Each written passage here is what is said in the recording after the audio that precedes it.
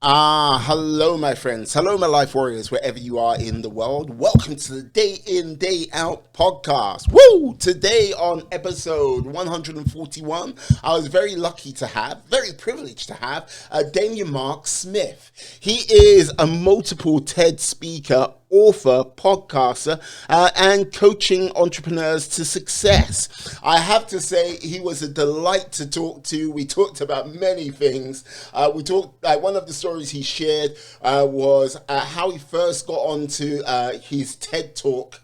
His first TED Talk, which involved liquid peanut butter, and basically, I got to say, very amusing it was. He is also training a gentleman who is the living embodiment of Mr. Incredible. We also talked about, how how he basically came up with the concept of his book and how he can basically create a book in over a weekend. All I've got to say, he is a very fascinating chap. I got to say he has the can-do spirit, and who dares wins. Great chap, love to speak to. So please enjoy the show. Please subscribe to the podcast and have a fantastic day. Peace. Haha. Hello, my friends. Hello, my life warriors, wherever you are in the world. Welcome to the Day In, Day Out podcast. Woo! Today on episode 141. 141. Wow. I have Damian Smyth on. He has been on, how can I put it? He has been on TED Talks more times than I've had exotic meals in far-flung places. He he is an author, podcaster. He is a coach to entrepreneurs to help them succeed. How are you today, sir? I am very well, thank you, Miwa. How do you pronounce your name? So, Miwa. Miwa. Yeah. Yes. Well, that'd be right. Not. Well, don't worry. You're not going to be the first or the last to get my name right. Yeah, no, I'm good. I'm really good. It's a beautiful sunny day. We're coming out of lockdown, and who knows what's going to be around the corner tomorrow, especially with football up the creek. Indeed, yes. Let's not go there. Put it this way, football's up the creek, but you know what? At least you've got another sport you can fall back onto. With your best mate, like watching snooker. Snooker. Oh, can be a bit of snooker. We love a bit of snooker. We do. Excellent. I have to ask, you, my friend, you started, you went to university in Bournemouth. Yeah. Doing, photography and design. Yeah, that's where it all started. Bit of photography and design, yeah. So I've got to ask, what made you sort of do this quantum leap from starting there, hey, I'm going to be a photographer, to where you are now? Do you know what? It's actually really simple. I've been an art director. I worked on Loaded magazine for a while when it took off. So that kind of gave me a bit of a green light into an industry that was, it was good fun. I enjoyed it. I worked at Stuff magazine. I was an art director at Yoga magazine, at Shares, and a group art director at independent magazines. I even looked after the Tottenham magazine, the fan magazine, and the Chelsea one, and the Arsenal one, and the West Ham one. Yeah. So were you in Mornington Crescent when you were for Loaded? No, we were in Kingsreach Tower up in IPC. And so, I mean, group art director at independent magazines was great because we used to rock up to all the training grounds, and this was before football went ballistic. Yeah. And we'd just kind of rock up, and David Platt would be there hungover, and David Seaman and Dennis Bergkamp would come up and say, can we help you? Who are you looking for? Oh, we're looking for Righty. Oh yeah, he's over there. And it would be like that. It's not like it is now. It's completely different. And it was good fun. Harry Redknapp was our mate. We'd go to the pub with him. He's, I've just bought Marco Boogers. He looked great on the video, but he's rubbish. He can't even kick a ball. I mean, it was just hilarious.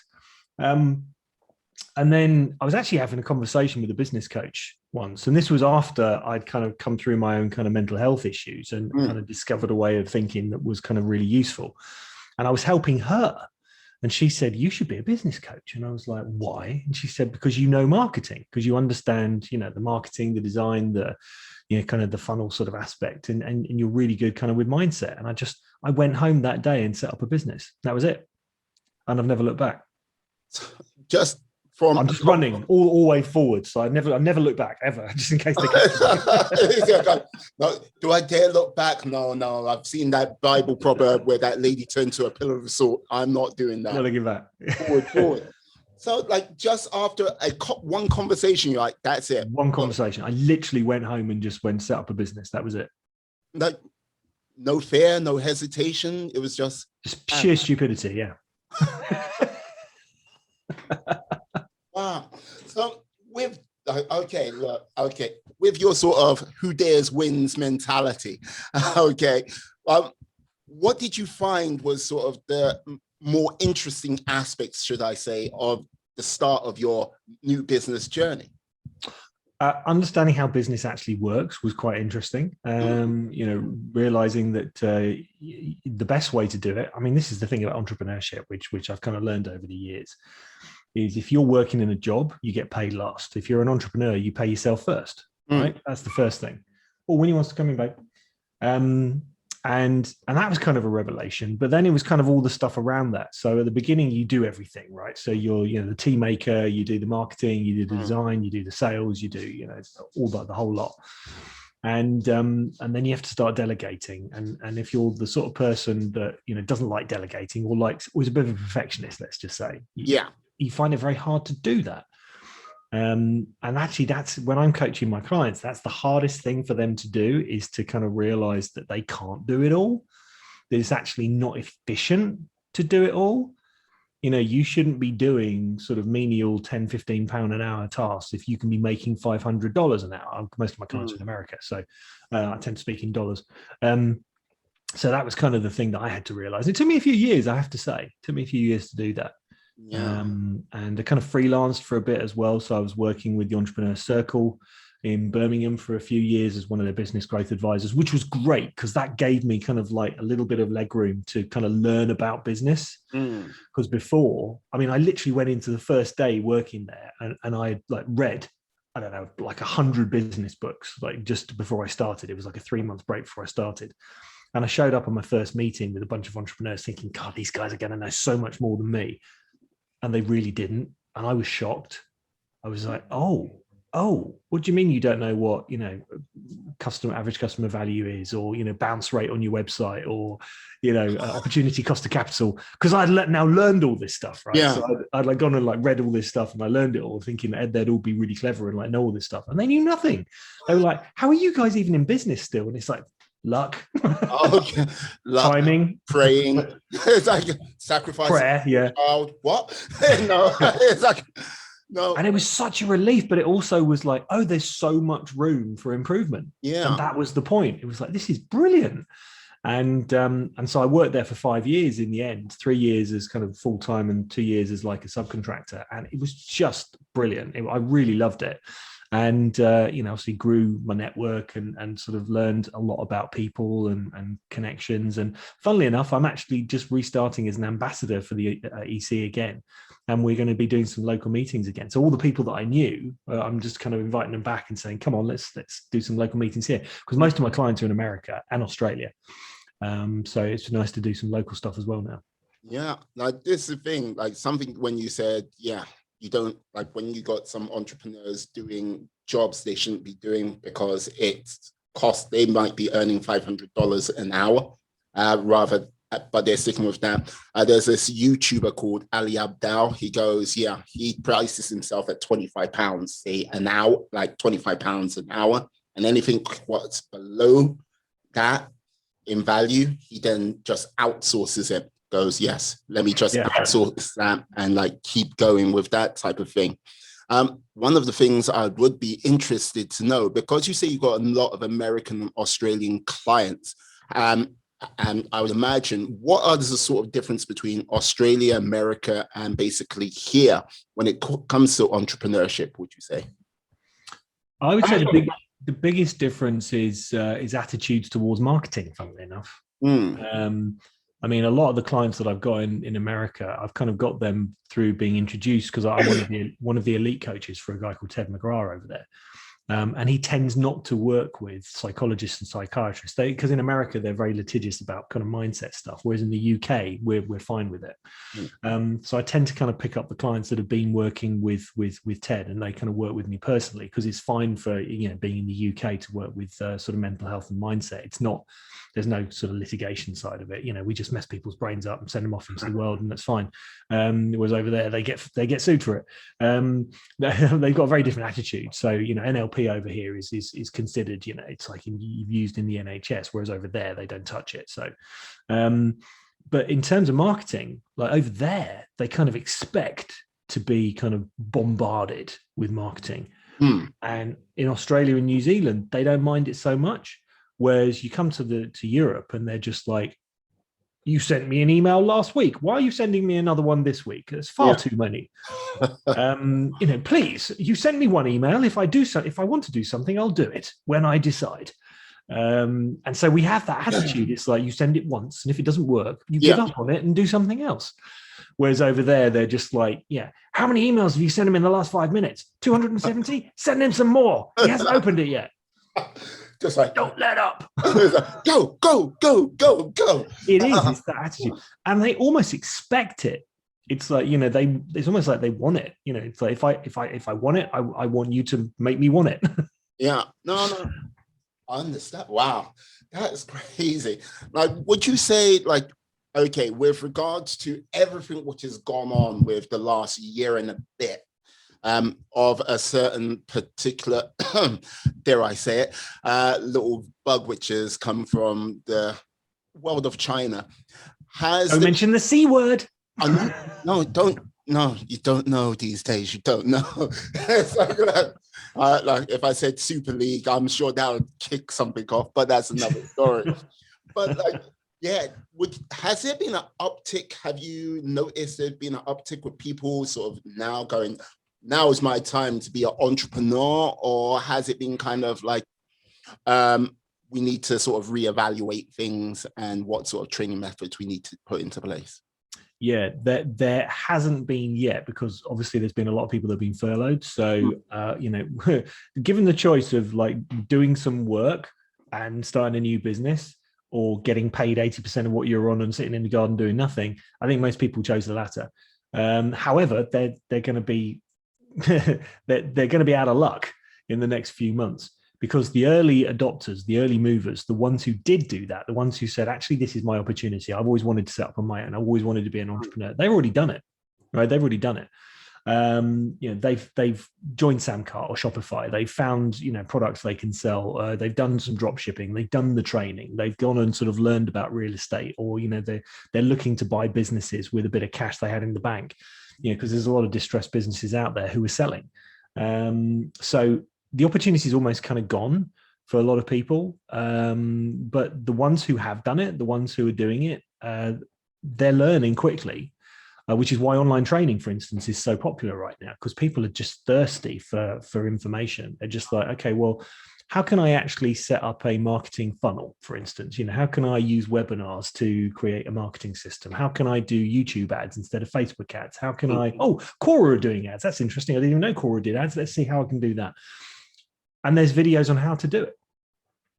There's videos on how to, do better copywriting. There's even artificial intelligence copywriting sites where you can join and it will actually create copy for you. There are sites like Grammarly, which will correct your grammar for you.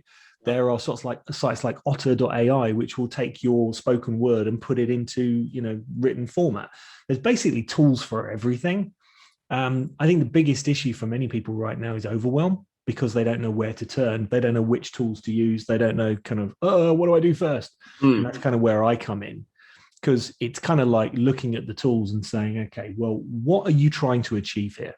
Right. Yeah. That's the main thing. Okay. Not I need some money. Let me make some money. I need to make some money. So what are you actually hoping to achieve here? Okay. Well, who are your clients? Okay. Well, they're these people. Right. Well, what do they want? Well, they want my product or service. No, they don't. People don't buy your product or service. What do you mean?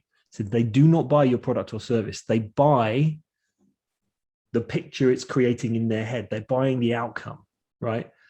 They're buying the prediction that it's creating in their heads. If it predicts something, if it predicts like this problem solved, if it predicts, entertainment, if it predicts, I'm going to learn something, if it predicts, I'm going to be happy with this, that's what they're buying. Your product or service is the bridge to get them there. Oh, okay, that's interesting. I hadn't thought of it like that. Okay, well, because they're all concentrating on how to build the bridge. Yeah. Rather than what the outcome is. Because that's the thing about marketing, right? You're selling an outcome. Right? You are literally selling it. You're not selling your product, you're selling an outcome. And people need to get their heads around that before they actually kind of move on to the next phase, which is, okay, well, how do I get people to see the outcome faster? And that's where the juice is. Right? Because what they do is they go, oh, but I've got a very shiny object that does X, Y, Z. And it's like, well, but what does it do for me? Yeah. I don't understand this. Leave me alone. Yeah. As opposed to, do you want this thing over here? Because these people have got it and they're all very happy. Oh yeah, they do look happy, don't they? Oh, I want to be happy like them. Okay, well, how do you get over there? Oh, there's a little pathway. It's called my product, and you can take it, and you'll arrive here. It's that makes sense. I'll have one of them. It's so simple when you see it like that, but people don't see it like that. Of course, anyone new to business, they've got other stuff to deal with. So marketing is kind of like the last thing on the list. It's like, yes, marketing, dirty marketing. I'll deal with that last, right? Now, hold on a minute. It's like, if your girlfriend goes out, they don't put on their makeup when they get to the bar, right? And like, huh? What do you mean? It's like, they're setting themselves up to go to the bar, right? Marketing is the first thing you do, right? Because you need like an influx of potential clients before you turn them into clients. Yeah. Like, oh, but I've got to make the tea, and I've got to, set my computers up, and I've got to do the IT, and it's all the stuff that we then get bogged down in before realizing that you don't have a business if you don't have clients. That's it. Business is all about one thing: value exchange. I give you something, you give me thank you notes. That's it. So it's kind of it's a little bit of a kind of a wake-up call, plus a bit of you need to rearrange your time to make sure that this important stuff's done first.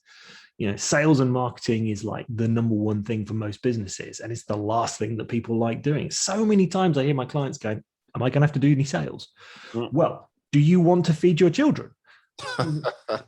Yeah. Well, in that case, yes. But if you're really not good at it, hire someone to do it. But you still need a decent funnel to get the right people in to make sure that they can convert them. Okay, what's a funnel? Okay.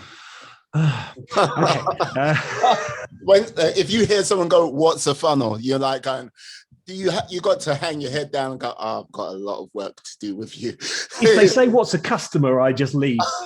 It's like customer? What's a customer? Right. Okay. Bye. No, I can take your money, but it would just be unfair. Yeah. What was the question?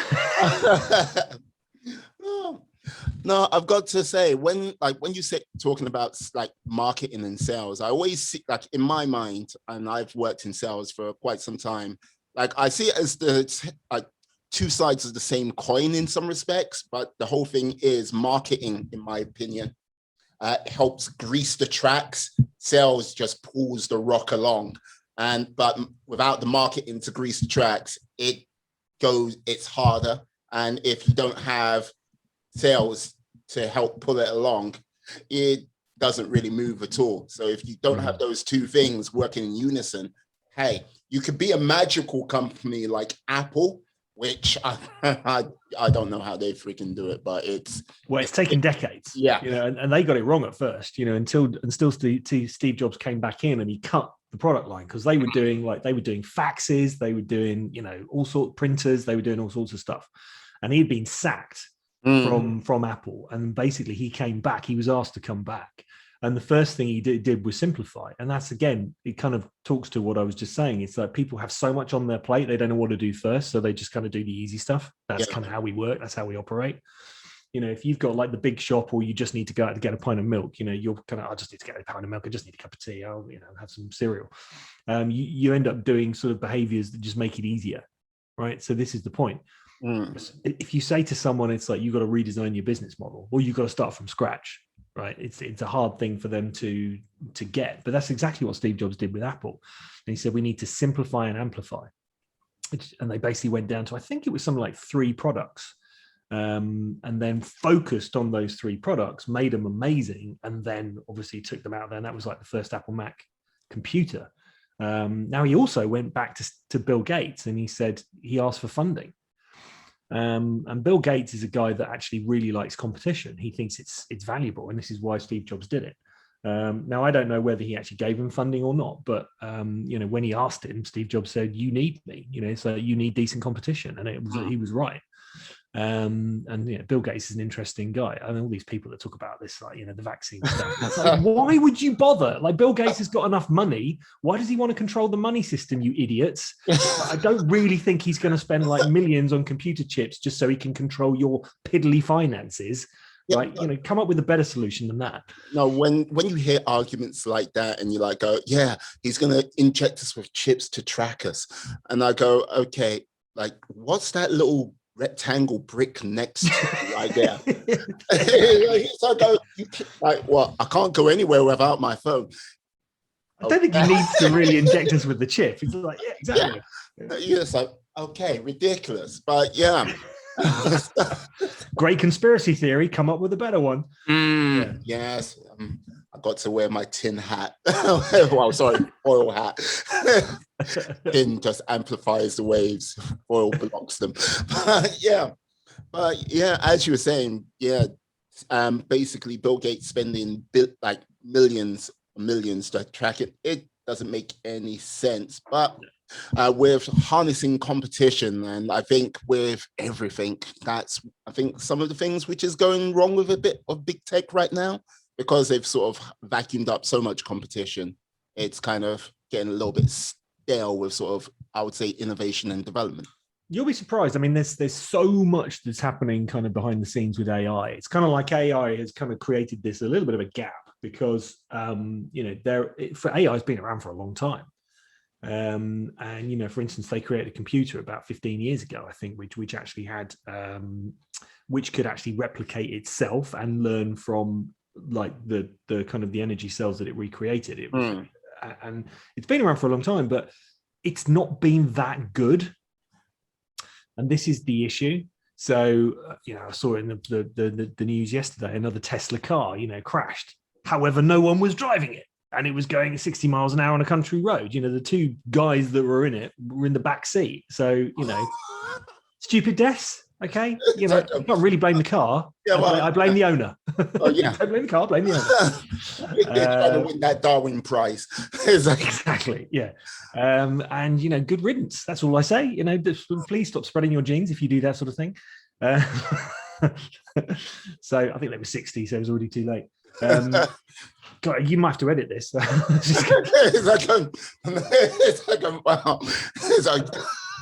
It's controversial. You'll love it. It's controversial. But that gap has been there. But the sort of technology that is actually happening is incredible. I mean, there are, for instance, chips that medical, you can literally kind of inject a chip that it's like got a little camera in it, and it can go into the cells and actually kind of see what's going on inside the body. That's kind of the real stuff. But it's kind of exponential now. So I think in the past probably 5 years or so, the power of the chips to actually do the computing. So for instance, Apple have recently released a new M1 chip. Yes. And it's way faster. That exponential leap is kind of the next. I think we've probably got 3 generations away before AI is going to be. I mean, it is in our homes anyway. It's catching up, and you'll see it by the time the end user uses it. It's been tried and tested for a long time. So, which is why Tesla is kind of leading the way on that one in terms of the cars. Which is a hard one to start with, let's face it, because of the idiots that are in there. We can see the brain back. The car will take us. Yeah, there you go. I mean, but how many car crashes happen every day anyway? Hundreds. Yeah, a lot. And you hear about one with an AI car, and it's like, well, okay, what about the ones that didn't crash? No. It's like, it's when you hear that, they were sitting in the back, and you're like going, okay, you can only let technology carry you so far, because we've all been there where like a like something crashes or like it freezes and you're just like, oh, it's not working. It's not like we like go through like a whole years, decades without sort of a bit of technology. Like I'm not doing this today. I'm not doing this. And we all do that anyway. So days we wake up and we go, nah, I'm not playing today. It's like I've had enough. It's like, I'm gonna watch the sport with my dog. It's like, yeah. Netflix, here we come. Oh yes. Now basically, there was this documentary I was watching called Coded Bias, and it was talking about like all the sort of different things, how technology, like how some of the technologies which are out there when it comes to recognizing people and I guess are getting a little bit more deeply flawed because there's sort of like criterias which have been set over the time with all other sort of data points before have kind of like led to this sort of inherent bias which has infiltrated systems and they haven't really sort of changed it. Like I think one of the ones which really sort of made me go, is when like they had this algorithm checking in Amazon people's CVs, and basically any like female name what came up it ignored, but if they had any mention of like supporting a female sport it ignored as well. So it was just like really like a very narrowed down, like going okay. And when they found out about it, it was like, no, we don't really do this, but you've been running this for a good year and a half or 2 years. What the hell? Yeah, that's not good. No, I've just like my thoughts are like when you have too much of a reliance on technology, it's a case of without sort of doing the checks and balances, you can go quite wrong quite quick. Too far the other way, yeah. Yeah. 100%. Yeah. No, I agree with that. Yeah. Yeah. Now, with regards to like what you're doing at this present time, look, you've been when I said multiple TED talker, like how many times have you been on TED exactly? 3 times now. Okay, like right. How on earth do you get on TED in the first place, and how do you get to? Like, you must be really good for them to like, hey, you know what? We loved what you did. Can you come back again and again and possibly again sometime in the near future? Yeah. I mean, the first one was actually, it was on my bucket list. So it was on there anyway. So I was thinking about it and going, I really want to do a TED Talk. And it was actually, it was an episode of Dragon's Den. And there was a guy on there who happened to be selling something that I really wanted at the time. And it was liquid peanut butter, right? I was going through a real kind of like, I wanted to dip things in, hummus and, which I still do now. But, it's like this was actually liquid peanut butter with all sorts of different flavor. And I was going, oh my God, that's brilliant. That's genius. This is exactly what I want. And he didn't get the funding, but, people go on Dragon's Den to get the publicity. I know quite a few people have been on there now. And it's mainly about getting publicity. Most of the deals fall through anyway, but it's mainly to kind of get out there and get their brand out there. And I actually put an order in to this guy and, got a couple of pallets of the stuff. And obviously it'd been inundated, and he was doing the kind of he does everything in the new business. He takes the orders, mans the phones, does the marketing, does the packaging, blah, blah, blah. And like 2 weeks later, still hadn't received even, I think, something from, a recognition that I'd even made the order. So kind of sent a bit of a snotty email. Now, on the bottom of my email signature, there was the link to my first book called Do Nothing, which was all about how we trust our thinking at the wrong time and how to basically ignore it and wait for it to pass. And he saw that and he bought the book and he read it, but he was also happened to be the curator of TEDx Square Mile, and then contacted me and said, hey, Damian, I'm the guy that runs the peanut company. I also read your book because it was on your signature. I'd really love you to come and do a talk at our next TEDx. So, of course, I was like, yeah, great. Where's my peanut butter? Yeah. Yeah, all right, forget about that. Where's my peanut butter? Wait a second. And I did. And really what then happened was I saw how TEDx was put together. Yeah. Right. So they have rehearsals. You come down the day before. I could see like how it was organized. It was a very well organized event, by the way. And I thought, I could reverse engineer that. And so I actually was helping some of my own clients get TED Talks. And there is a kind of a secret formula, but it's kind of one of the things that I coach. So I'm not going to give it away. But it works. And I kind of get my clients to do it. And I've had quite a few clients now who've done TED Talks. I've had a couple last week, 2 weekends ago, who did their ones in US. And I probably get about 2 clients a day asking me, saying, can you help me get a TED Talk? So it's kind of part of my process now. So I do. Anyway, as one of them said, before I even did it, he says, can you show me how this works? And I just went, so I just basically got online. I kind of shared my screen and I kind of did it. And of course, the application that I then sent in got approved. I was like, okay, well, that wasn't meant to happen, but what the heck? So I went and did that one. It just applied as a lark. Yeah. And the same happened third time as well. It was a little bit embarrassing because it was like, I'll just show you how it works. And I kind of did it again. And so I ended up, doing 3. And I think that's enough now. Anyone ever says, it's like I videoed it. So I actually showed them how I did it. So if anyone wants to see that, I just said, I'm not doing it again because I don't want to do 4. Although I could go for a world record of doing TED Talks, couldn't I? Well, the world record holder for the most TED Talks ever. I wonder what that world record would be. It's like maybe it's 3. I own it. Yeah, it was like, whoa, I didn't know that. So that was kind of fun. So, but yeah, I do on a regular basis. I get clients saying to me, "I really want to do a TED Talk. Can you help me?" I was like, "Yes, just don't make me do one." Oh, yeah, I love it. There's a simple formula, and I'm not telling you what it is. I haven't asked for the formula. Your listeners are going, "You damn you, you!" Look, patience. I'll trick him into it. If he gives out his email address, I'm trolling him. Exactly. Oh damn! So 3 times, like one time, just from the power of peanut butter, liquid. Yeah. Did you ever get your 2 pallets of peanut butter? I did, and it was amazing, and it was lovely. There was sort of chili. I can't remember what it was like. Chili nut peanut butter was one of them. It was delicious, but they came in these really tiny tubs, and that was the bit that I think he got wrong. So, But you ordered enough for 2 pallets. 2 pallets worth of it. So it lasted me for about 10 minutes. Yeah. Okay. It lasted a while.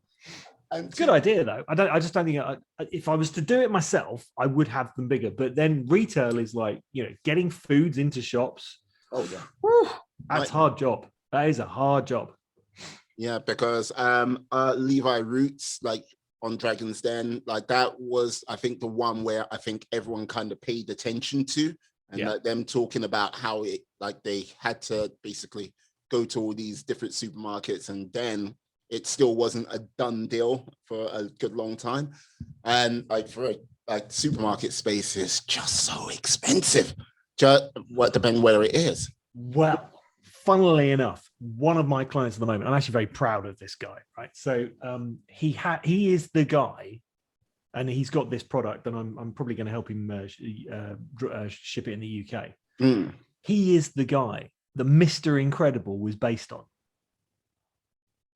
Yeah, and you see him and you go, oh yeah, he does look like Mr. Incredible. So he's actually a former world championship bodybuilder. And when you see him in the sort of early 2000s, he's amazing. I could probably say his name. He's Jeremy Freeman.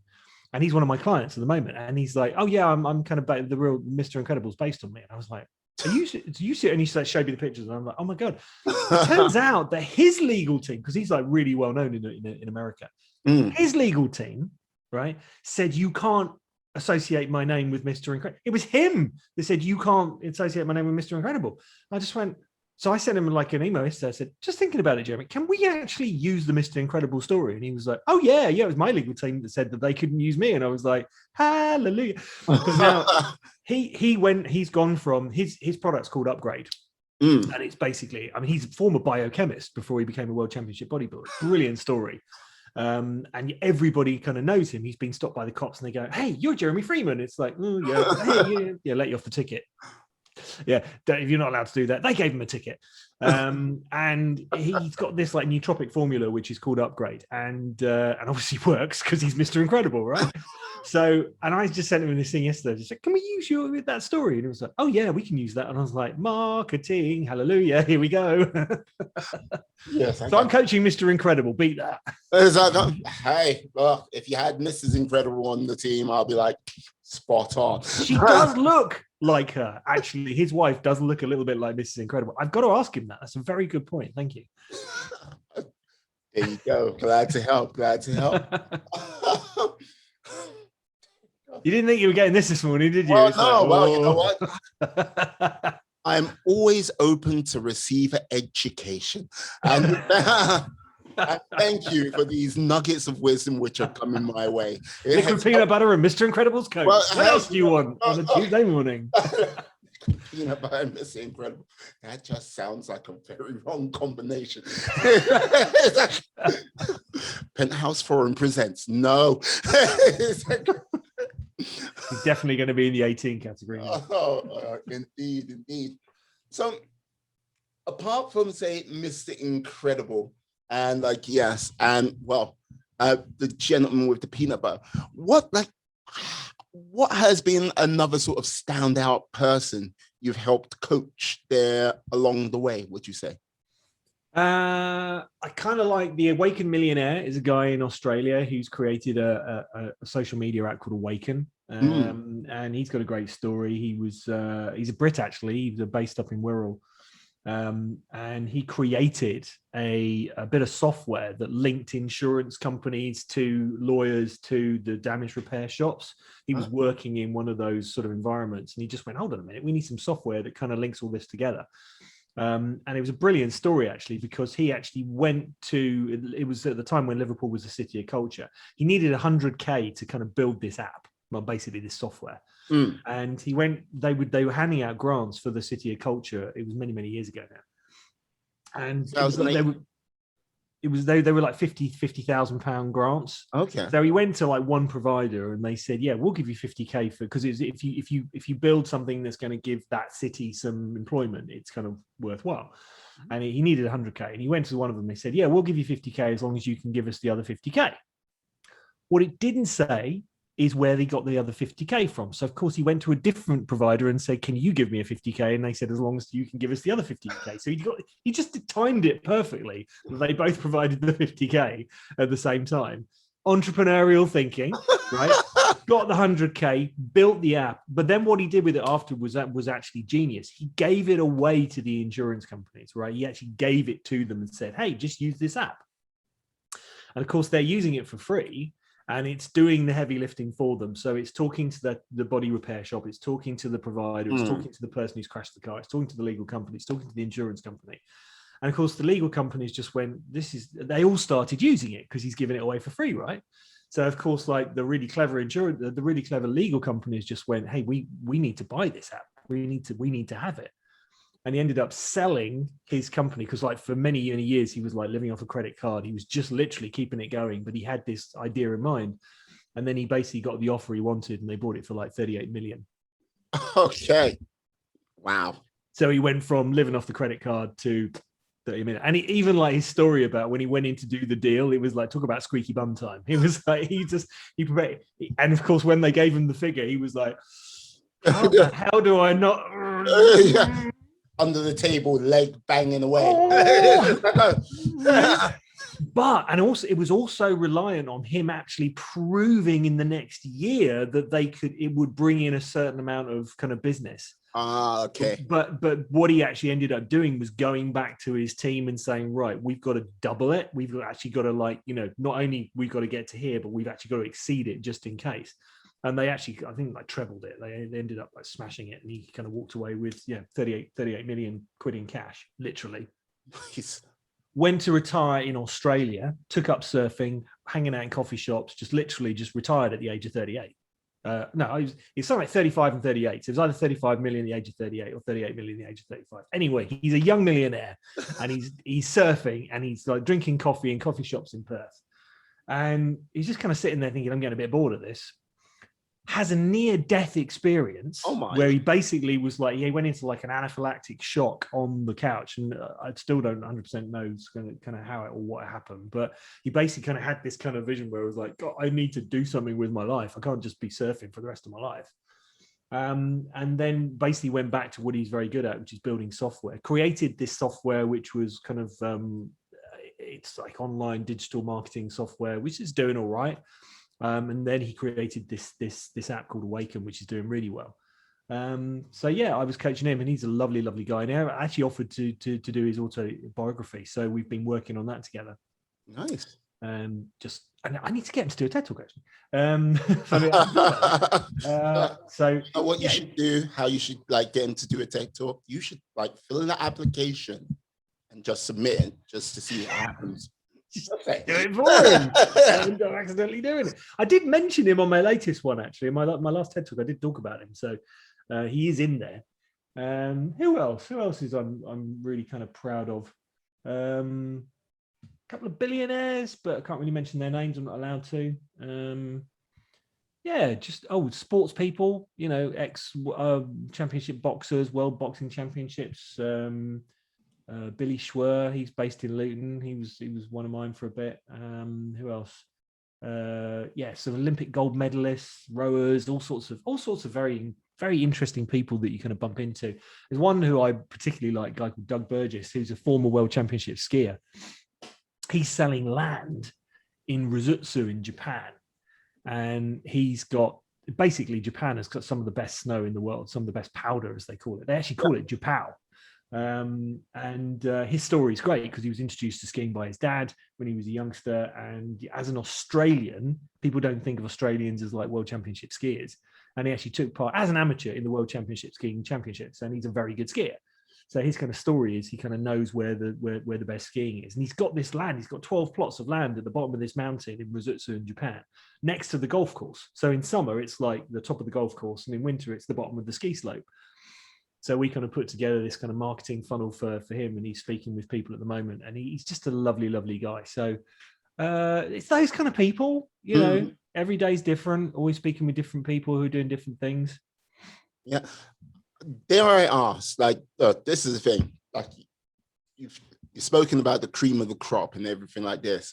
Has there been anyone who, don't say any names or anything, like where they've come through and when I like to have some training from you and you've looked and you've like deep dived and it's been like, maybe you should go back and do a 9 to 5?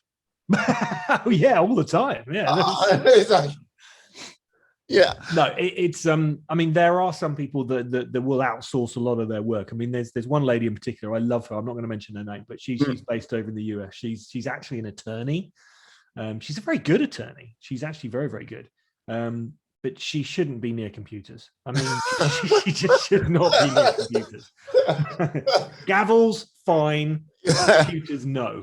Computers, no. No, just no. And there's some people that really shouldn't do video. Not because of how they look or anything, but they're just really dull. So what I tend to do is say, look, what you really need is a voiceover artist and a PowerPoint presentation. I like to pretend to be anyone. No, just no. So, yeah. But I'll tell them, I'm brutally honest. I'm a professional ass kicker. That's what I get paid to do. If I'm not honest with them, what's the point? Yeah. No. Yeah, you got a face for radio. That's what I tell them. You have a noble face behind the screen. Yeah. Keep your face in shadow, then you're like, oh. But I'm honest, you know, I'm straight with them. You know, there's no point in beating around the bush, you know. I think when I started, I was a little bit kind of, oh, can I say that sort of thing? But I just kind of, when you realize what people actually need is the truth, that's what they really need to hear. There's no point in sugarcoating it. You just got to, and you know, the great thing about what I do is I have experience. You know, I mean, I've got a coach because if I didn't, I'd be crap. You know, I'd be really bad. And you know, my coach keeps me on track. So I know the power of coaching and what it does for you, because you just don't see the wood for the trees sometimes. I mean, you know, if you're in it, right, you've got all this stuff going on, especially for clients as well. You know, I've got, you know, technically hundreds of clients. So not all of them are kind of necessarily doing stuff right now, but they're kind of, they've got stuff happening, or it's already working for them and it's just kind of ticking along. But, there's a lot of stuff to kind of think about, plus my own stuff. You keep you keep your funnel filled, and, you keep talking to people about, potential of what's going to happen next. I was speaking to a guy yesterday. I just helped him. He's got this a fairly new business. It's been around 5 years, but what he's doing is brilliant. It's something called Humor Point. And he basically shows people how to create, funny conversations, funny presentations. And I said, oh, this could be quite useful, because when I help people do TED Talks, a lot of the time people actually say, oh, yeah, so Ken Robinson, it's like the best TED Talk ever, the most viewed one, and it's really funny. How can I do something like that? And I said, well, be a different person, have a sense of humor. No, I'm not that brutally honest. He's created this kind of formula that helps people be funny. And I just kind of helped him a little bit yesterday, and I kind of mentioned about, you need to get people to the outcomes and show people what it kind of feels like to have delivered a funny talk and have people entertained, rather than show them the bridge. And that was really helpful. And then kind of in return, he's just like, oh yeah, I could pass clients your way, blah, blah, blah. So, it's just kind of, it's more of a referral thing at the moment, but I do have marketing funnels. I do kind of show people how it works and kind of have my stuff out there. I'm working on YouTube ads at the moment, because I think that's, and I've got core ads as well, because I mentioned that core ads are quite interesting. You get clicks of like 22 cents on Quora that will cost you $5 on Facebook, but you won't get as many of them. That's the difference. YouTube ads will cost you more per click, but the quality will be better because people go on YouTube and they're looking for how-tos. Yeah, so it's kind of like Google ads. They're going to, well, how do I do X? And if you can put your video in front of the video that tells them how to do it, it's kind of, it makes sense for them to see, because you've then got sort of between sort of 5 and 30 seconds where you pay for it after, is it 20 or 30 seconds? I can't remember. It's one or the other. I think it's 30 seconds. It's 30 seconds, yeah. So you basically got that time frame, because up to 5 seconds, if they haven't clicked off it by then, they're probably like a little bit interested. So that sort of gap between 5 and 30 seconds is kind of your time frame. And that's where you've got the opportunity to kind of really sell them. Now, if they go over 30 seconds, you might end up paying quite a lot per lead, but it's probably going to be quite a hot lead. So, and getting that formula right is kind of something I want to work with, because I don't teach people something I don't do myself, right? If I'm working with a millionaire or a billionaire on their funnel, I need to show them how that funnel works for me before I go get them to like do their version of it where they're spending like tens of thousands on it. Yeah. I might spend 1,000, they might spend 100,000, but they can afford it, I can't, right? So, but I need to show them the mechanics behind it and show them how it works. So I basically test it all first, and I really want to get into YouTube ads, and Instagram's the other one as well. Using something called ClipScribe. That's a nice little tip for your listeners and viewers if you're watching it on YouTube. ClipScribe is something you'll see it on a lot of videos, the square videos where they have like the copy at the top and the copy at the bottom. Joe Lycett does it on all his videos. Dr. Z does it on all his videos. The BBC do it on their videos. It's something called ClipScribe, and you just basically just put what the video's about. You see it a lot on Instagram as well. So I'm working with that, doing a few things around that and seeing how that works. And the other one is 360 video. So I've got my 360 camera, because that's very popular at the moment as well. Basically video, now that we've got 5G, it's going to be a game changer. When they roll it out to all the areas, it's going to be a game changer. Because even like a 90-second clip on 360 video is like 3.5 gig. Yeah. You say 5G is going to make it a game changer. How so? Is it just a case of faster uploads, or is it uploads? Because I can basically control that from here. So I can basically be walking around. It looks like literally I'll be taking the dog for a walk, and it's like, oh, I'm on a dog walk in Northampton. Right, this is really nice. Well, I can basically control it from that. And as a 5G phone, if I'm in a 5G hotspot, which I'm not here, unfortunately, but when I go to one, I can literally just go upload, and your 3.5 gig goes in, under a minute, which is kind of cool. Whereas previously, you'd have to wait for half an hour. It just wasn't practical, because you can't sit around, in a 5G hotspot for half an hour. Sorry, you wouldn't be in 5. Yeah, you get it. You can't sit around in the field for half an hour, because the dog gets frustrated. It's like, I'll take me home and feed me, or let me have a sleep. Yeah, trying to or both. I'm not. So technology is allowing us to be more creative with what we do, and I think video is really key with that. People are starting to get really creative with video.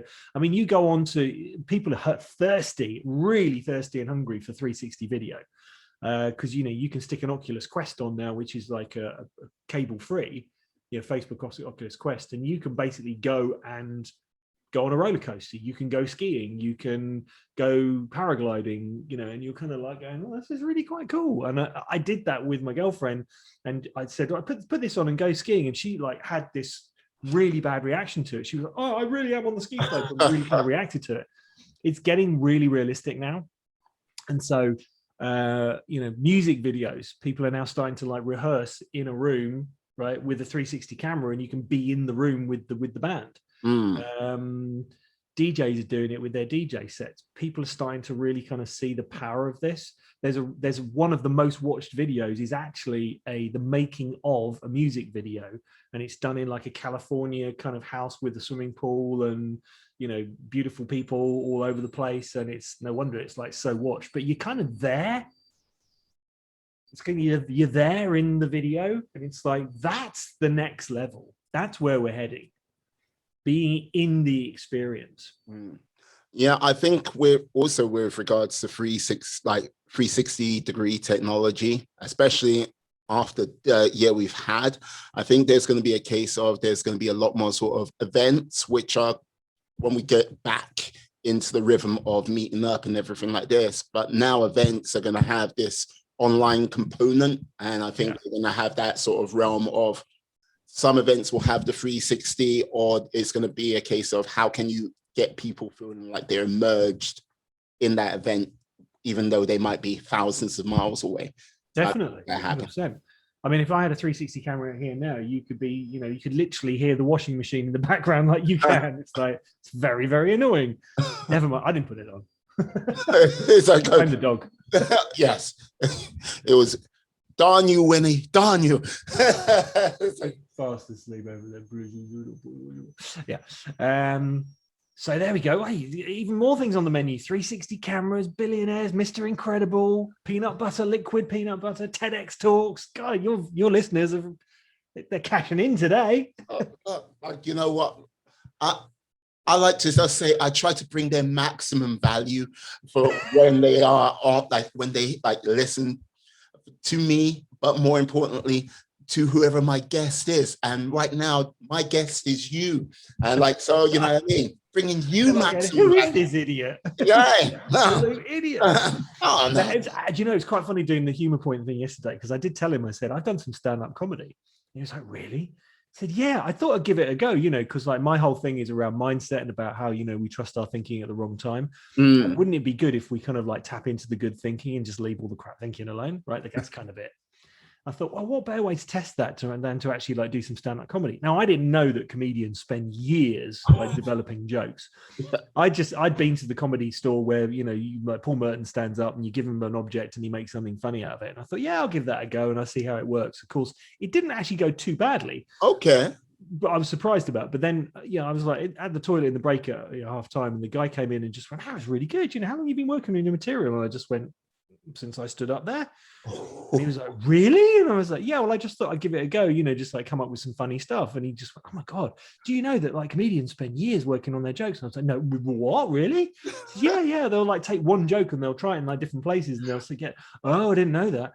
So then I actually wrote some material. I went to this event and I said, I'll do a little comedy stand-up sketch. And they just went, really? But you're not even funny. I was like, I know, I'm going to write something that's funny.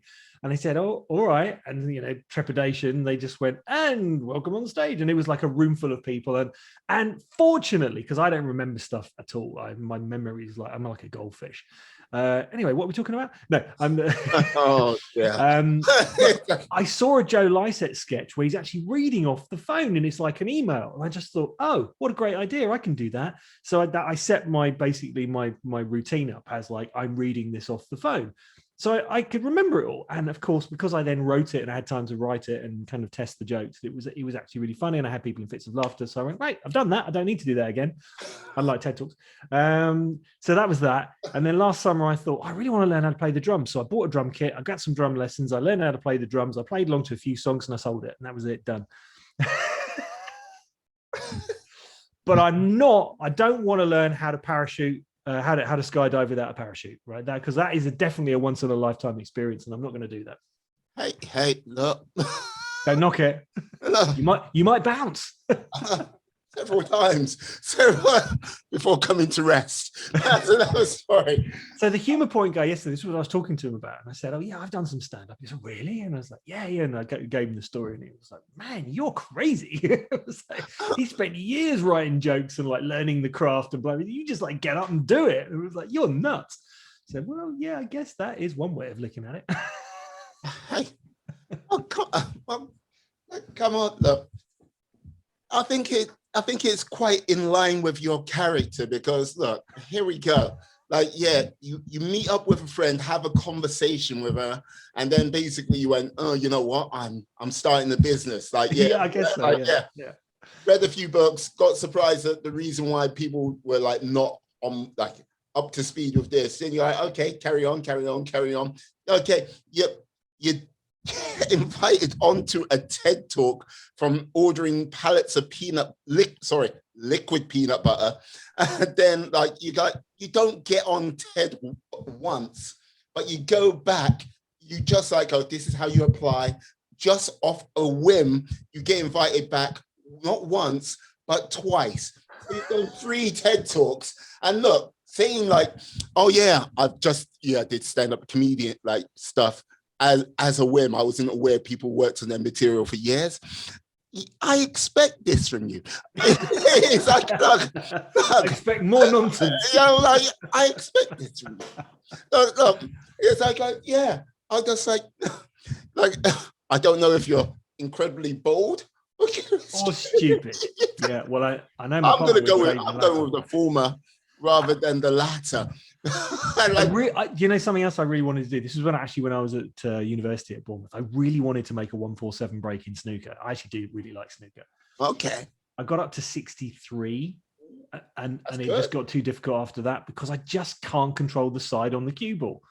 But you know, some things you have to practice at, right? You can't just go, oh, I want to speak Mandarin by tomorrow, without any lessons at all. However, ballroom dancing, that's an interesting one. My partner and I, we go ballroom dancing. Right. And the first time that she actually took me along to a lesson, I was really scared. I was like, I really don't want to do this. I don't want to do this. I don't want to do this. And at the end of the first lesson, I was like, I really want to do more of this. So, we've done a couple of competitions, got a couple of trophies. Yeah. I mean, admittedly, there were only 3 people taking part and we came 3rd, but we still got the trophy. It's around somewhere. And we've been in a few shows at the Royal Derngate. We've been in the Strictly shows, which is the charity ones. So we've been, so that was something that I actually could pick up a little bit more easily, because I think if you can hear the beat, you can dance, right? Sort of that. Yeah. And I used to DJ, so I DJ'd at the Ministry of Sound Hotel in Ibiza. That was quite nice. Oh, thank God. Who did I DJ with? Frankie Knuckles. Okay. Once. Yeah. Who else? I've had a couple of my songs played by Pete Tong on Radio 1. His Essential Collection. I've actually got a tune out at the moment. What else do I kind of do on a whim? I'm a serial nutter, basically, thinking about it. I wouldn't say a nutter. I would say, back in the day, they would call you a Renaissance man, for doing all of these different things. So I have to ask, with all of these things you've done, and gonna come onto your books and your podcast by all means, but with all of these things you've been doing, what would you say is going to be you mentioned ballroom dancing as a small thing, but what's that new thing you might hanging in the ether, would you say? What's that thing which you've been kind of eyeing, but you haven't actually gone to it yet? Well, I've taken up tennis because we can play tennis, because I usually play a lot of squash, but we can't do that. Although I am playing today, but I've got a coach, so you're allowed to do that. And yeah, tennis is kind of up there at the moment because, and I did actually say to the coach of the club, so I joined the club, and I said, well, he actually approached me. He said, oh, you're that business coach, aren't you? I said, yeah. He said, oh, I don't think I can afford you, but can you give me some coaching? I said, yeah, if you give me some coaching. So we're now kind of doing a swap. So tennis would be kind of, I think, the next thing. if I could kind of get up to, you know, I don't know, Federer standard, something like that, I would be quite happy with that. It's like, yeah. If I could just have a game where yeah. I don't, I want to be able to hit a top hand backspin like consistently. There you go. That's my next thing. That's it. That's it. I'm focused on that now. That's all I want to do. Top hand backspin consistently over the net. Okay, nice. Top hand backspin. And YouTube ads. There you go. And I want to nail YouTube ads. I've got literally a training course that I've got sitting on my screen ready for after this. I'm just going to watch it on double speed. Because, you know, why watch it on half speed when you can watch it on double speed? Right. Would you say you'll do a sort of dalliance into YouTube itself, like proper, like sort of like becoming, well, a YouTuber, either part-time or full-time? Possibly. One of the reasons that I kind of been waiting is to get, because the last time we were due to speak, we had the building work going on with the, with this, and it's all kind of ready now. So, that's kind of on the list of things to do. But I kind of thought, well, what do I talk about? But then having had this conversation, it's given me quite a few ideas. Oh, well, what don't you talk about? I would say, like, look, you've got a healthy chunk of life and a hell of a load of experiences you could draw on. Yeah. Yeah, if I died tomorrow, I go up to heaven and God would be like, "You've been busy, haven't you?" Like, yes, sir. Actually thinking about it. Yeah. Some slight impish behaviors in the ministry of sound, I see. That's another story. That was fun. I enjoyed that. That was really fun. Oh God. Yeah, you know what? I think for your next book, you should call it The Ministry of Sound Chronicles. And see what goes on from there. Actually, I have actually got another book lined up, but it's kind of in the offing. I need to do the audio book of Do Nothing first. So I've got the second book, which is the Entrepreneur Success Formula, is also available on Audible. I actually had someone do that. But my next book, hold on, let me just dig it out. What's it called? Can't remember the name of it. Yeah, well, you've only been writing it for a healthy chunk of time, but yeah. You keep going. I'll find it. No worries. Now, with regards to when you do a book, because you say you're helping someone do their memoirs, was it Mr. Incredible? I can't remember. Mr. Incredible. No, that was the Awakened Entrepreneur. That's the Awakened Millionaire. That's right. That's Carl. Yeah, Carl. Now, how long did it take you to, like, when you went, okay, I'm going to do a book? How long did it take you to actually get your first book done? Again, that was a bit of a weird one because I came up with the idea. I'd heard that Rudyard Kipling had written something like 28 novels by writing 500 words a day. And I thought, well, that's sensible. So if I just do 500 words a day until I'm finished, it shouldn't take me that long. It should take me about, 3 months or so.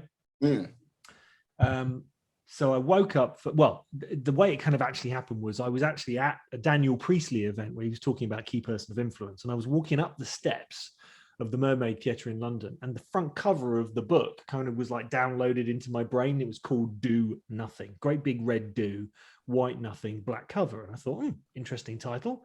I better go home and design that and stick it in front of my computer and kind of fill the book. So I did. I went home and I thought, I know what the book's called. I don't know why it's called that, but I know what the book's called. And I know what it looks like. So I kind of designed the cover, printed it out, put it literally above my computer, woke up the next day, had a double espresso, started writing.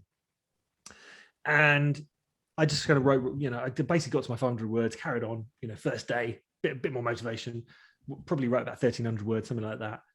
Read it through, edited it, parked it, right? Because no one had told me how to write a book. I didn't know how to write a book. Next day, woke up, double espresso, woke up half an hour earlier, set the alarm, double espresso, went, sat down in my dressing gown, started writing, finished it, read it through, parked it. I did this for about 2 weeks and I noticed that I was getting quite a lot of copy, but I didn't have a structure to it. I'd wake up one morning and go, I want to write about my kids. I'm going to write about work. I'm going to write about sport. I'm going to write about stress. I'm going to write about relationships, right? And I ended up literally kind of having, I kind of downloaded for about 2.5 months and I kind of counted it all up and I had about 65,000 words in total. Right. And I was like, oh, okay, I had more than I thought. So I then thought, I better start to kind of piece this together. And what I realized was I had chapters on relationships, parenting, sport, sales, business. And I thought, I can just put it into chapters. Some of them were a bit light, some were a bit heavy. So I started to kind of edit it down. And I got it to a point where it was kind of ready. It was kind of 2.5 months later. And I just kind of put it out there. I kind of sent it to a few people and just said, hey, what do you think of this? One person in particular who ended up writing the foreword for the book, Dr. Jack Pransky, he said, oh, this is amazing. This is the book I wanted to write. How long did it take you? And I said, 2.5 months, but I did miss Christmas. And he was like, 2.5 months? It's taken me 2.5 years to write my latest book. How the hell did you do that? I just went, I don't know. I just sat down and wrote it. And he just went, that's amazing. And I ended up going to a writers' conference, which was all about writing books. And I was sitting next to this lady who had written a book on how to write books, and it was 12 chapters. I told her my story, and she just went, oh. I was like, what's wrong? She said, I'm going to have to stick an extra chapter in now. Why? She says, because you've just come up with a completely different way. And I said, well, I've actually come up with a way where you can write a book in a weekend. Do you want to hear it? She was like, oh my God, what? I said, yeah, I got a client to do this, right? I said, all you got to do is on the Friday night, you just come up with a list of questions as if you're being interviewed by a local journalist, right? So, what age were you born? I was born at an early age, 0. Who are your parents? What was your childhood like? How was school? What did you learn? What did you do afterwards? And you just basically come up with a list of questions as if you're being like on a long interview. You put it into order. You wake up on the Saturday, you set Zoom up. You're now going to have like not only the audio book and the video book as well, you're going to have the whole book. You set the Zoom call up, you put literally kind of a stuffed dog in front of you as if they're asking you the questions. You do it at an angle and you ask yourself the questions and you just respond with the answers. You talk it through. Now, the person who did this is actually a very good talker. So you can't just be like a yes or no person. You've actually got to come up with the answers, right? He recorded 7.5 hours of content in one day, like literally going through the questions. Yeah. He uploaded it to something called rev.com, although you can now use otter.ai, which is what the journalists use. And it puts it into the copy, sent it off to, I think, Upwork, which was Fiverr at the time, got someone to edit it, got someone to do a cover for him. And like literally by the Monday, it was kind of ready to launch. Now, that's how you can do a book in a weekend. Right. And again, using kind of technology, we can do that now. If you have to do a book in a weekend, you could easily do it. It's not that hard, right? It's, an audio book is 7 hours of content, 6 hours, even 4 hours. People are doing 4 hours content now. Well, you've just got to talk that through, right? You've just got to do the editing and the design and all that sort of stuff. So that's how you do a book in a weekend. But if no one tells you how this works, you just come up with innovative ways of doing it. This is why some of the best inventions ever made have been mistakes. Post-it note was a mistake. The Mars rover was a mistake. It was all stuff that didn't go to plan, and they thought, well, we could use it for something else. That's kind of how I kind of discovered a lot of the stuff. And these kind of hacks are what I then share with my clients. And of course, in many cases, it's kind of useful for their businesses. The simplest one is like, don't do stuff that doesn't make you more than you should be getting paid. Well, how much is that? Well, okay, look at last year, right? Work out all the hours you worked and what your hourly rate is. Right. And for entrepreneurs, it's 24 hours a day because everything they do in their business is part of their business. So it really cuts down the amount they're actually paying themselves. Right. So most entrepreneurs are earning less than the minimum wage. So I said, OK, well, that's obviously not good enough. So how much do you actually want to be earning? And they give you a figure and you kind of work it through. Well, now you can work on your income generating tasks. Okay, so what are your income generating tasks? And working through the 80-20 principle, it's like, well, if 20% of your effort give you 80% of your results, just do more of your 20%ers, right? So work out what your income generating stuff is, do that, and then outsource the rest of it. Just that one thing alone will grow their business probably double within the space of 3 to 6 months. But they've got to identify what those bits are. So we sit down, we work through it, and there's ways of doing that. So just simple little hacks like that, which are really, I guess, common sense. But you reverse engineering. It's like, well, hold on a minute. How do I write a book in a weekend? Well, you just come up with the idea and you practice it and it works. Yeah. This is a really good example of why things like Amazon Prime are actually really good for us, because they didn't just stop at, next day delivery. They want, okay, what about same day delivery? What about 2-hour delivery? And they're working on a 20-minute delivery through drones right now.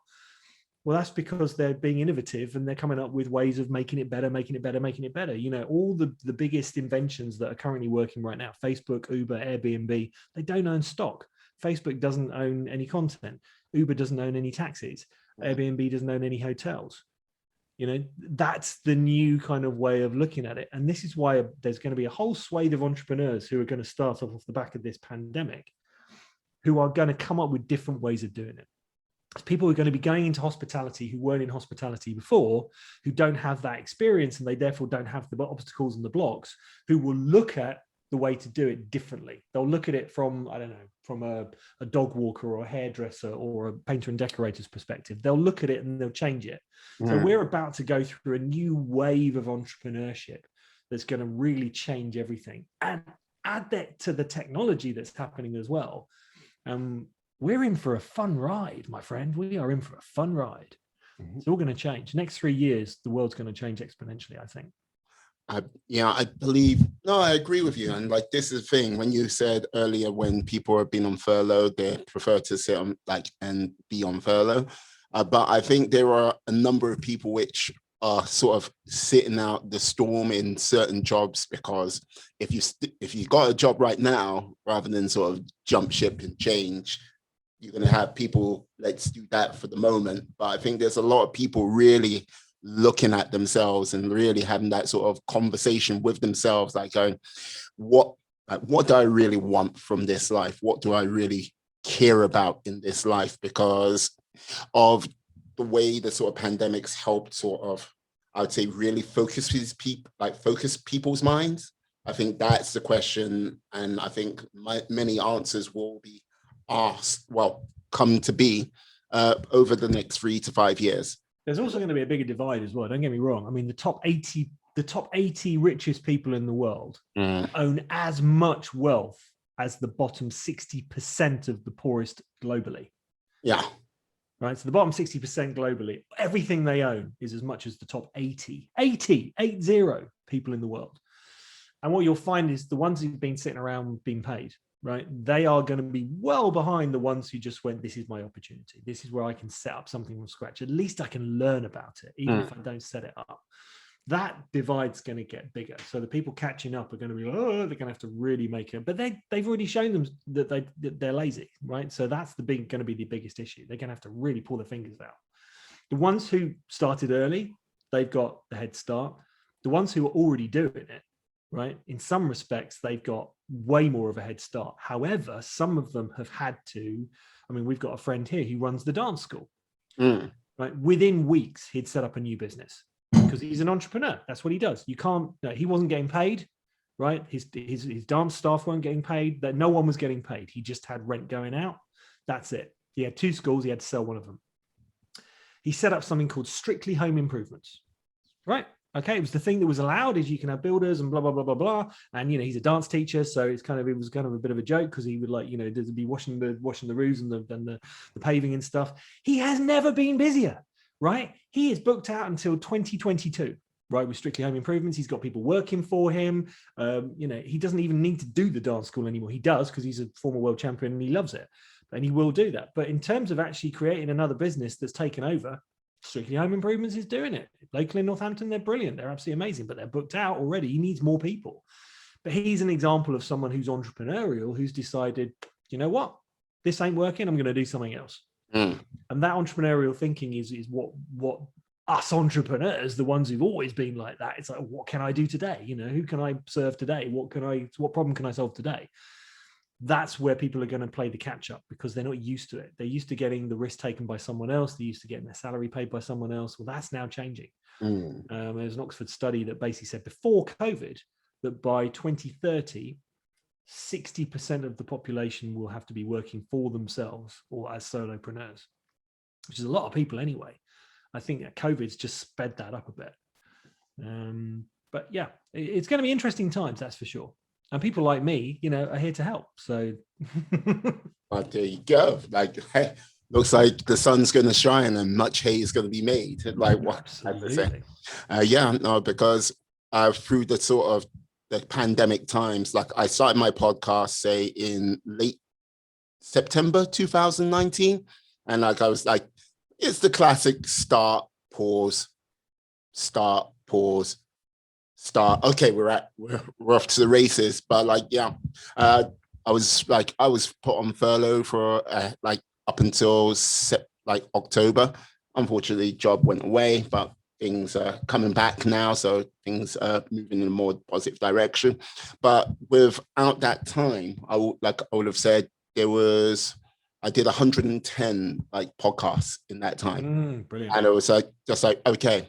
I would not have necessarily. I'd have done the podcast, but it wouldn't have been as many, and I wouldn't have learned as much. So it's really sort of helped me on that side. And I know people have gone through hard times, and like people have lost jobs, lost people they've like cared about. But I'm not gonna lie, it has helped me move this along a lot quicker than it would have been. So on that side, I am grateful for it, but I'm not going to sort of like go, yes, it was the greatest thing since sliced bread. Well, look, do you know what the number one thing? I mean, anyone who's succeeded in business, the number one characteristic that's made them successful. Do you know what it is? Every single one of them, millionaires, billionaires, trillionaires, the whole lot. The one characteristic that has made them successful is persistence. Every single one of them says the same thing. It's that I just kept going. There's nothing special about me. I'm not more intelligent. I'm not clever. I'm not more skilled. I was just persistent. I was dogged persistent, right? When everything was failing around me, when like all of the signs said give up, they kept going. And that's the difference. And I think that's the bit that people are going to struggle with, because most people, well, I kind of jokingly say, the shortcut is the long way round, right? You're going to have to get used to it. There is no shortcut. People sell shortcuts, right? But there is no shortcut. That's kind of the secret. The secret formula is there is no shortcut. Yeah, have you seen Kung Fu Panda? Right? Yeah. The secret is the blank piece of paper. Yeah. It's that, right? The secret is there is no secret, right? It's called Think and Grow Rich for a reason, right? You've actually got to sit down and do some thinking, right? You can't just manifest it out of zero. It doesn't exist. Right, you've actually got to then take some action. It doesn't just come to you, right? The reason that kind of visualization and all that stuff sort of works is because if we think about something enough, we'll end up doing something about it. That's it. That's the secret of visualization. Is that if you keep thinking about something, you're going to end up doing it. If I keep thinking about taking the dog for a walk, the dog's going to pick up on it. you need to take me out for a walk. If I keep thinking about something, I'll do something about it. Or it doesn't mean as much to me. It's like, for what is that goal? And you're absolutely right. Getting people to kind of really realize what that is for some people, because I'm not kidding you. For most people, they'd be happy doing nothing. Yeah, we could get paid to do nothing. People would do it. But there are a certain few who it would drive them crazy. I mean, if I literally retired today, it would drive me utterly crazy. I mean, I jokingly say to my girlfriend, I never want to retire. And she's like, why not? I said, because I enjoy myself too much. No, you want to just stop doing something you enjoy doing. I think if you retired with all that free time, I'm not too sure what sort of crazy thing you'll come up with. You're just like, we're doing this. Like, oh my Lord. No. He's doing the skydiving without a parachute. He's an idiot. He's got bouncy shoes on. He's trying it. I've seen this hoverboard. It's like, works with helicopter propellers. Yeah, let's go. But yeah, the only reason I haven't done bungee jumping or anything like that is because a friend of mine whose dad was an eye surgeon said the biggest cause of like detached retinas was bungee jumping and jumping out of. He said just don't do it. So I was like always like okay, because I always wanted to, and fair enough. But that's off the cards. Don't want to lose my eyesight. My hearing's going already. I've got permanent tinnitus because of the DJing, so it just doesn't bother me. Well, connected to the sort of the life of a DJ, like you have now become a podcaster for the last 2.5 years. I did the Rethinking Living podcast, and now I'm doing the Rethinking Business one. I've actually got a load of recordings that I just haven't had time to do anything with. I've got tons of them all lined up, so I'm actually going to do one this week to release it this week.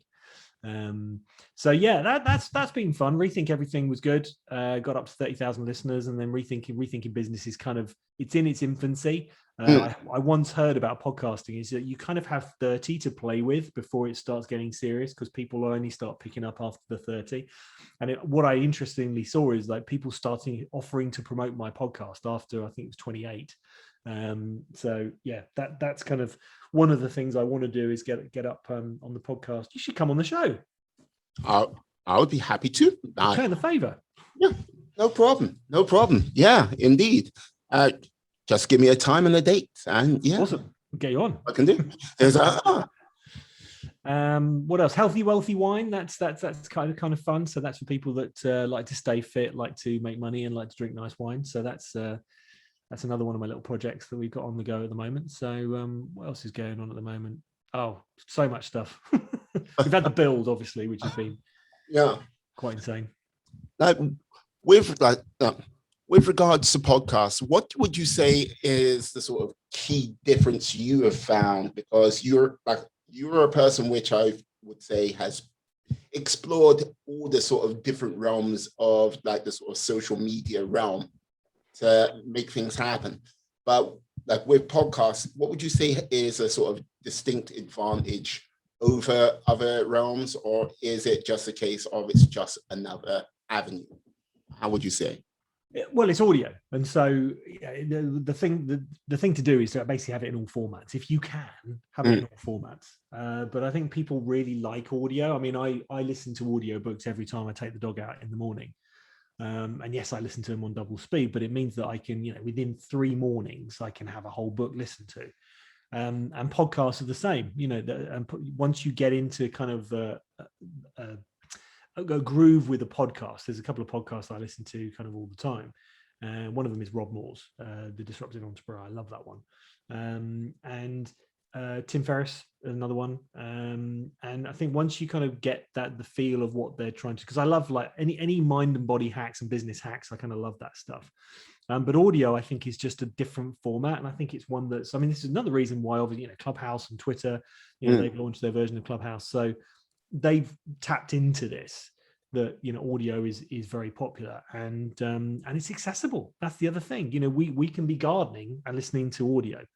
If we're watching video, and let's face it, apart from, you're a beautiful man, I look like crap this morning. So it's not very entertaining for anyone watching this, but listening to it might be. I hope so. So it has its benefits, put it that way. Yep. No, indeed. Like, your check's in the mail for like calling me a beautiful man. Don't worry. Don't try to cash it yet. I'll just simply say that. Bouncy, say no more. Yeah, it's a good format. People are wanting to learn and listen on audio at the moment, and it's easy, it's accessible. It's not hard to put a podcast together. In fact, in my course, my online program, I even show you how to do it, from scratch in under an hour. How to launch a podcast from scratch in under an hour. It's all in my online program. Excellent. How to write a book in a weekend is also on there. Yeah, indeed. Like, would you, like, with regards, have you used like Clubhouse? Because like, this is the thing, I'm a man who owns, how can I say, Samsung products and stuff like this, and it's been exclusively on Apple. On Apple, yeah. Have you dabbled in it, or are you in the same boat as I? I have dabbled in it for a little bit. I know people who are on there who are making very good success of it. The problem with Clubhouse is you have to have a lot of time on your hands to be able to actually make a success of it. If I didn't like my dance music as much as I do, I probably would have it on in the background consistently, and it would have been a game changer. But I just love dance music. I just sit here with my tunes banging out on Kiss FM every day. So I just prefer it that way. Some people listen to classical music. Some people listen to, I listen to my audiobooks in the first thing in the morning. But I think if it hadn't been for that, I probably would have got into it. There's definitely techniques in how to actually kind of do it, make use of it. But you do need a lot of time. You need to be able to spend a lot of time in it. It's like golf. I don't take up golf because it's a long time out. It's like cricket. I used to play cricket, quite well. I opened the bowling for Dorset in the Minor Counties League. But it's a whole day out. It's literally a whole day. Yeah. And I just don't have that time anymore. Indeed, Short indeed. and sharp. I need to do things that are short. Like jump out of an airplane without a parachute. That's well, it's definitely short and sharp.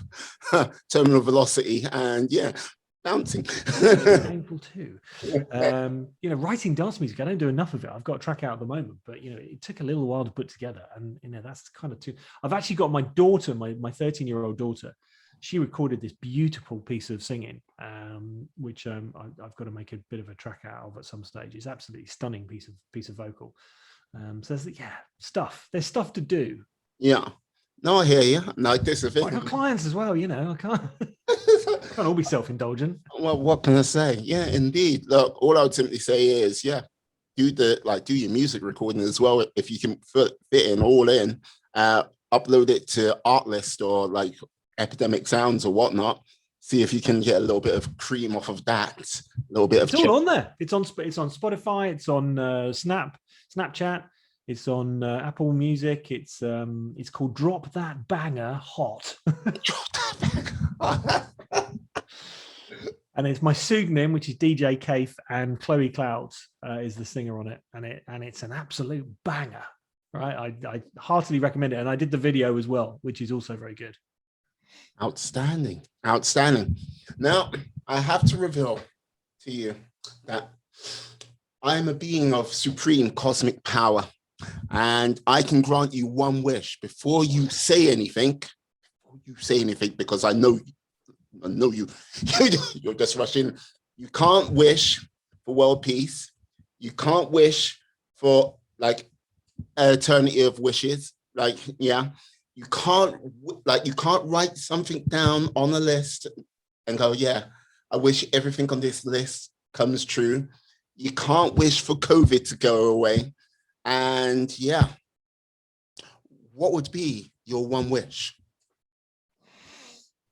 Let me see. I'll tell you what, my wish is that you get a million listens on this podcast and they all hear this one sentence which changed my life dramatically back in 2012. You don't have to believe every thought in your head.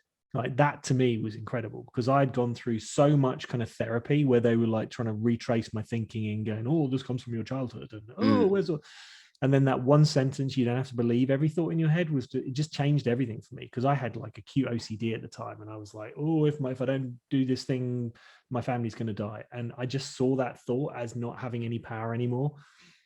So if a million people hear that and go, oh, do you know what? That actually kind of makes sense. That's interesting. What's all that about? Then that would be my wish because it, as I say, it was a game changer for me. And then I ended up writing my book about it, which is called Do Nothing, which you don't have to believe every thought in your head. Oh, superb. Love it. And you get a million listeners as well. There you go. Oh, what can I say? It's like, what can I say? It benefits me as well. I sense corruption in the system. But I'd like to say thank you for coming on today. You have been an absolute pleasure. Absolute superstar. Can you tell the lovely people out there how they can reach you, how they can get you, how they can find you on these interwebs? Well, as you can imagine, I've got a number of different websites and email addresses and all sorts of stuff going on, but probably the best one is the Damian with an A at rethinkingbusiness, all one word, .biz. That's Damian with an A at rethinkingbusiness.biz. Drop me an email to that address and I will pick that one up pretty much most of the time. Or you can find me on Facebook, Damian Mark Smith, all one word, Damian with an A, Mark with a K, Smith with a Y. Perfect. Thank you for coming on today, sir. I'd like to also say thank you to you, my friends, my life warriors out there. Please stay safe, stay well, be awesome, be excellent, be fantastic, be all the positive bees you can be in this world, and then some. I see you later. Peace. And we are